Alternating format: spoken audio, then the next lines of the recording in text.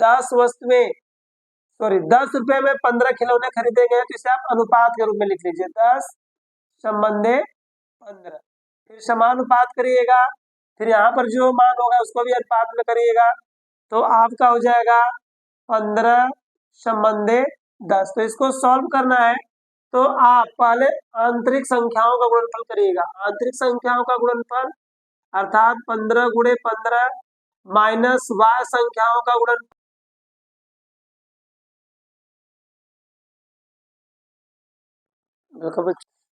आज हम लोग लाभ हानि के एक नए चैप्टर में उपस्थित है, जिसमें हम देखेंगे कि जब कुछ वस्तुओं का क्रय मूल्य कुछ अन्य वस्तुओं के विक्रय मूल्य के बराबर हो तो हमें पूरे सौदे में कितने प्रतिशत का लाभ या हानि होगा।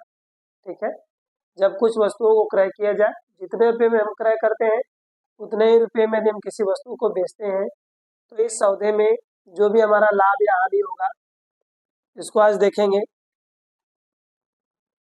तो इसके लिए आपका फार्मूला होता है पूरे सौदे में लाभ या हानि। पूरे फार्मूला देखेंगे पहले, पूरे सौदे में लाभ या हानि। तो इसको यदि हम फार्मूले पर हल करें तो पूरे सौदे या लाभ में जो हानि होगी वह हमारा हो जाएगा वस्तुओं का क्रय मूल्य, या सीधे सीधे लिख लीजिए क्रय मूल्य। क्रय मूल्य माइनस विक्रय मूल्य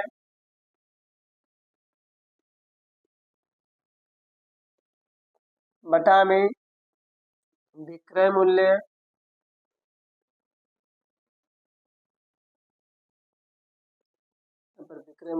विक्रय मूल्य माइनस क्रय मूल्य माइनस विक्रय मूल्य बटे में आपका हो जाएगा विक्रय मूल्य, गुणते करिएगा 100। ठीक है, यहाँ पर ध्यान देंगे यदि हम किसी भी वस्तु को क्रय करते हैं फिर उतने ही वस्तु में यदि हम वस्तु को बेच देते हैं तो हमें जो भी लाभ या हानि होगा तो यहाँ पर देखेंगे हमारा फार्मूला है क्रय मूल्य माइनस विक्रय मूल्य बटा में विक्रय मूल्य गुणे 100।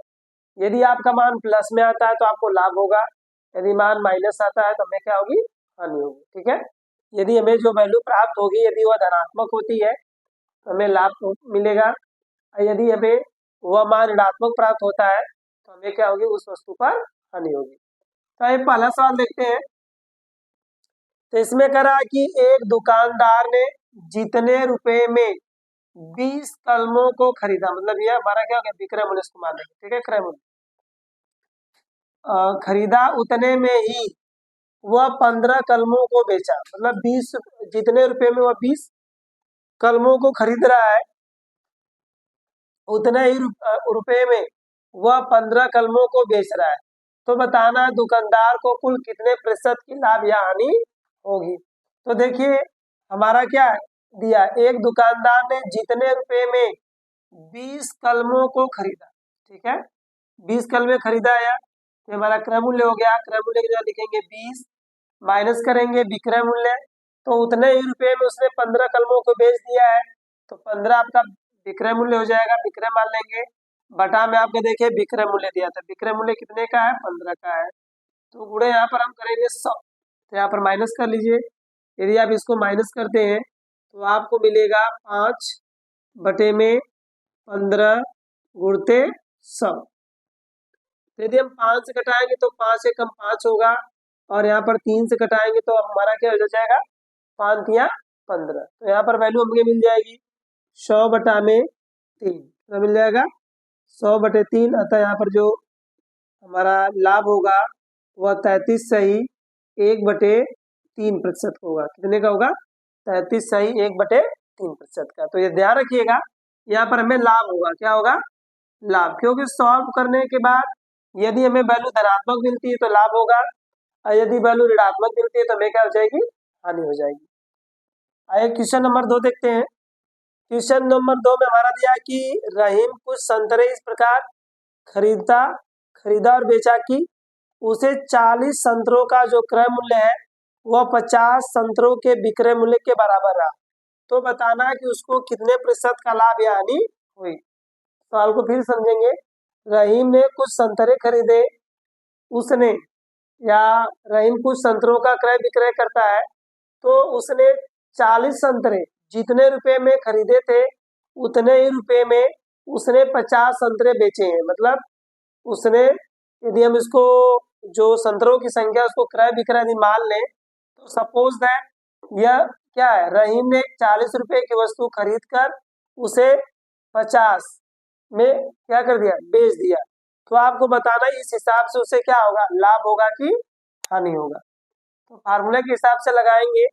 तो कह रहा है कि रहीम जितने रुपए में कुछ संतरे खरीदता है, ठीक है, अर्थात 40 संतरे खरीदे और उतने ही रुपए में उसने 50 संतरे बेचे हैं, तो उसे इस पूरे सौदे में लाभ होगा कि हानि। यहां में लिखेंगे लाभ या हानि, लाभ या हानि। तो सॉल्व करने के बाद पता चलेगा कि आपको लाभ होगा कि हानि। यहाँ पर देखिए हमारा क्रय मूल्य क्या है, यह कितने संतरे खरीदे हैं, 40 संतरे खरीदे, तो यहाँ पर कर लीजिए 40 माइनस यहाँ पर कितने संतरे बेचे हैं, 50 संतरे बेचे हैं, तो यहाँ पर माइनस 50 करिएगा। बटे में देखिए विक्रय मूल्य मतलब बेची गई वस्तु, तो यहाँ पर भी आप 50 करिएगा, गुणे कितना कर दीजिएगा, 100 कर दीजिएगा। तो यहाँ पर हम माइनस करेंगे, तो यदि हम 50 में से 40 को माइनस करते हैं, तो यहाँ पर हमारा हो जाएगा 10, 10 बटा में 50, गुणे कितना करेंगे 100, 0 0 से हमारा कट जाएगा। तो इस तरह यहाँ पर हमारा हो जाएगा 100 बटा में 5। यदि हम 100 में 5 से भाग देते हैं, तो देखिए यह कट क्या आपका आ जाएगा -20। कितना आ गया 20। तो हमने आपको बताया था कि यदि यह मान ऋणात्मक होगा तो यहाँ पर क्या होगी, हानि। तो इस प्रकार उसे पूरे सौदे में 20% की हानि होगी। क्या होगी, 20% की हानि। तो इस तरह यदि इस तरह के प्रश्न आपके सामने आते हैं, तो इस फार्मूले की सहायता से कि इस क्वेश्चन को आप आसानी से क्या कर सकते हैं, सॉल्व कर सकते हैं। ठीक है, इस प्रकार के जो भी क्वेश्चन आप होंगे फार्मूले के हिसाब से सॉल्व करिएगा। देखिएगा क्रय विक्रय के मूल्य में फंसिएगा मत। यहाँ पर क्रय विक्रय न देकर सीधे सीधे वस्तुओं की संख्या दी गई। ठीक है, जैसे यहाँ पर दिया कि एक दुकानदार ने जितने रुपए में 20 कलमे खरीदे, तो इसी को आप क्रय मूल्य मान लीजिएगा, और जो आपका बेच रहा है उसको क्या मान लेना है, विक्रय मूल्य। उसी के साथ से फार्मूले पर रखेंगे, ये क्वेश्चन हमारा आसानी से सॉल्व हो जाएगा। ठीक है, यदि हम किसी वस्तु को जितने रुपए में देखेंगे, मान लीजिए हमने 10 रुपए में 5 वस्तुएं खरीदी और उसे 12 रुपए में 4 वस्तुएं बेच दें, तो हमें कुल कितने प्रतिशत का लाभ या हानि होगा, समझेंगे। मान लीजिए हमने 10 रुपए के 20 नींबू खरीदे और 8 रुपए में 10 नींबू बेच रहे हैं, ठीक है, तो हमें कुल कितने प्रतिशत का लाभ या हानि होगा। ठीक है, यदि ऐसे प्रश्न आता है कि हम कुछ वस्तुएं कुछ रुपए में खरीद कर फिर अन्य उसी वस्तु को अन्य रुपए में अन्य भाव के दर से यदि बेचते हैं, तो हमें कुल कितने प्रतिशत का लाभ या हानि होगा। ठीक है, तो इसके लिए हम पहले फार्मूले देख लेंगे। तो हम लिखेंगे लाभ या हानि, लाभ या हानि। ध्यान देंगे, क्रय की गई वस्तु का वर्ग, क्रय वस्तु का, क्रय वस्तु का, ऐसे देखें, क्रय वस्तु का होल वर्ग कर लीजिएगा माइनस विक्रय वस्तु, विक्रय वस्तु का होल। ठीक है, बटे में कर लीजिएगा आप विक्रय वस्तु, विक्रय वस्तु उड़ते 100 करेंगे। ठीक है, यहाँ पर भी आपका, यहाँ पर लाभ या हानि बराबर आपका हो जाएगा क्रय वस्तु का होल वर्ग माइनस विक्रय वस्तु का होल वर्ग, बटे में भी आप कर लीजिएगा विक्रय वस्तु का होल वर्ग, गुणते पूरे में कितना कर दीजिएगा 100।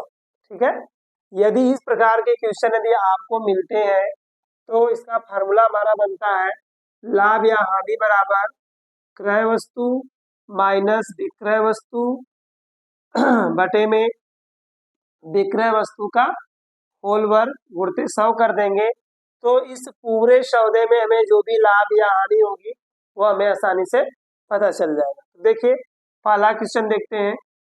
पहला क्वेश्चन देखेंगे तो इसमें कहा जा रहा है कि रीता ने 10 रुपए में 15 खिलौने खरीद कर, तो देखिए यहाँ पर क्या दिया गया है, क्रय वस्तु का वर्ग। तो क्रय वस्तु कितने खरीदे गए हैं, 15 वस्तुएं।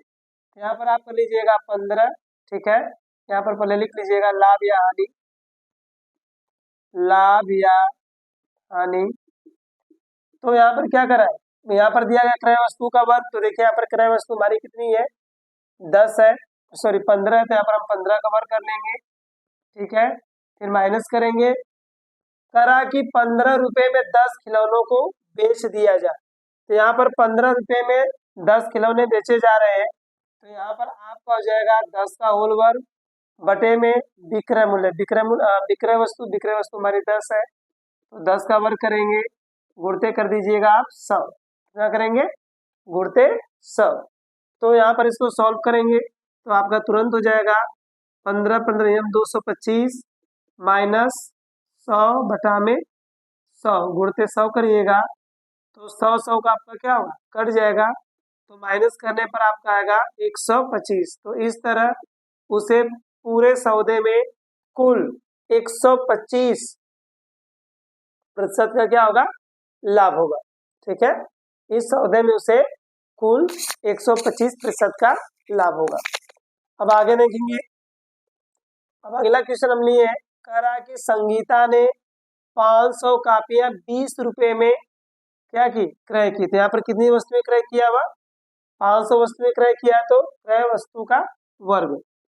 यहाँ पर भी लिखिएगा लाभ या हानि। तो देखिए यहाँ पर प्लस में वैल्यू आया है, इसको लाभ लिख लीजिएगा। यदि यह वैल्यू माइनस में आएगी तो हमें क्या होगी, हानि होगी। यदि मान धनात्मक मिलता है तो हमें लाभ होगा, यदि मान ऋणात्मक मिलता है तो हमें क्या होगी, हानि होगी। देखिए हम दूसरा सवाल यहाँ पर देखेंगे। तो यहाँ पर कह रहा है कि संगीता ने 500 कापियां 20 रुपए में 15 के भाव से, मतलब 20 रुपए में उसने 15 कापी खरीदी, ठीक है, और उन्हें 15 रुपए में 20 के भाव से बेच दी, तो उसे पूरे सौदे में कितने प्रतिशत का लाभ या हानि होगा, ठीक है। यहाँ पर कह रहा है कि संगीता ने 500 कापियां खरीदी, तो इस 500 से आपको कोई लेना देना नहीं है। उसने 20 रुपए में 15 कापियां खरीदी, इस भाव से खरीदता है और उन्हें 15 में 20 के भाव से बेच देता है। तो बताना है कि संगीता को इस पूरे सौदे में लाभ हुआ या हानि।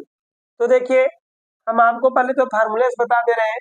तो फार्मूले में भी देखेंगे तो आपका दिया है क्रय वस्तु का क्या, होल वर्ग। तो इसमें देखिए क्रय वस्तु हमारी कितनी है, 15 वस्तुएं खरीदी गई है, तो हम 15 का वर्ग करेंगे, माइनस दिमाग में याद रखिएगा विक्रय मूल्य। तो विक्रय कितना हमारा है, विक्रय की गई वस्तु, तो बेच कितने रहे, 20 वस्तुएं बेच रहे हैं, तो यहाँ पर 20 का वर्ग हो जाएगा बटे में बेची गई वस्तु का वर्ग। तो कितनी वस्तुएं बेची गई हैं, 20, तो 20 वस्तु का वर्ग हो जाएगा, ठीक है। गुणे आप कर दीजिएगा 100, ठीक है, गुणे करिएगा 100। तो इस तरह आपका हो जाएगा या 15 का वर्ग 225, 20 का वर्ग आपका हो जाएगा 400, बटे में हम करेंगे 20 का वर्ग 400 गुणते 100, ठीक है। यहाँ पर 1 2 1 2 जीरो कट गया आपका, गुणा कर माइनस करेंगे यहाँ पे, तो आपका आएगा 75 माइनस 75 175 बटे में 4। तो 4 से भाग यदि हम देते हैं तो देखिए 4 चौका 16 हो जाएगा, 1 बचेगा और 5 हो जाएगा, तो आपका हो जाएगा 15। तो 4 तियां 12, ठीक है, 4 तियां 12, तो आपका 3 बच जाएगा। तो इस तरह आपका हो जाएगा यह 43 सही 3/4%। ये तो आपका देखिए होल में है। यदि इसे आप पॉइंट में बदलना चाह रहे हैं तो हम इसमें क्या करेंगे, भाग दे देंगे, किससे, पूरा, मतलब पूरा भाग दे देंगे। तो यहाँ पर हो जाएगा 43 3 में 4 से भाग देते हैं, 0 बढ़ेगा, तो 4 7 28 हो जाएगा, और आपका 2 बचेगा, तो 4 बचे कितना कर लीजिएगा, 20 कर लीजिएगा। ऐसे नहीं समझ में रहा तो आप भाग देके देख लीजिएगा, आपका आ जाएगा -43.75। देखिए इसी सवाल को हम एक दूसरे तरीके से भी आपको समझा दे रहे हैं, साथ ही फार्मूला उस समय आपको न याद हो तब भी इन सवालों को आप आसानी से लगा सकते। बहुत ही लाजवाब ट्रिक है आपका। देखिए ट्रिक को, इसको थोड़ा सा देख लीजिए। इस क्वेश्चन को हम लोग ट्रिक पे भी देखेंगे। बहुत ही अच्छी ट्रिक हम लोगों के पास है इन सवालों को सॉल्व करने के लिए। आपको किसी भी प्रकार का कोई फार्मूला याद करने की जरूरत नहीं होगी। देखिए इसमें दिया कि 10 वस्तुएं 10 रुपए में 15 खिलौने खरीदे गए, तो इसे आप अनुपात के रूप में लिख लीजिए। 10 संबंधे 15, फिर समानुपात करिएगा, फिर यहाँ पर जो मान होगा उसको भी अनुपात में करिएगा, तो आपका हो जाएगा 15 संबंधे 10। तो इसको सॉल्व करना है तो आप पहले आंतरिक संख्याओं का गुणनफल करिएगा। आंतरिक संख्याओं का गुणनफल अर्थात 15 गुणे 15 माइनस y संख्याओं का गुणनफल, तो आपका 10 गुणे 10 हो जाएगा, बटे में y संख्याओं का गुणनफल 10 गुणे 10 गुणे कितना कर दीजिएगा 100। ठीक है, तो ऊपर देखिए आपका हो जाएगा 225 माइनस 100 बटा में आपको हो जाएगा 10 का 10 में गुणा करेंगे 100 गुणे 100। तो यहाँ पर भी हमारा 100 से कट जाएगा, माइनस करेंगे तो देखिए लाजवाब आपका निकल गया 125% का लाभ। आपको वही फार्मूला लेकिन इसको दूसरे तरीके से आपके सामने प्रस्तुत किया गया है। ठीक है, यदि हम इसको अनुपात में लिख लेते हैं तो बस इतना याद रखना है, आंतरिक संख्याओं का वर्ग पहले गुणा अलग अलग करेंगे, y संख्याओं गुणा अलग करेंगे, बटे में भी y संख्याओं का गुणनफल होगा और गुणे 100 कर देते हैं, तो हमें कुल कितने प्रतिशत का लाभ या हानि है। इस तरह के क्वेश्चनों को हम इस तरह बहुत ही आसानी ढंग से सॉल्व कर सकते हैं। तो ऐसे क्वेश्चन आपको अगले वीडियो में और आपको लेकर आपके सामने आएंगे, तो उन वीडियो को देखिएगा। इस फार्मूले की सहायता से हम उन क्वेश्चनों को बहुत ही आसानी ढंग से सॉल्व करेंगे। तो हम लोग फिर मिलते हैं आप लोगों के साथ अगले वीडियो में, तब तक के लिए नमस्कार।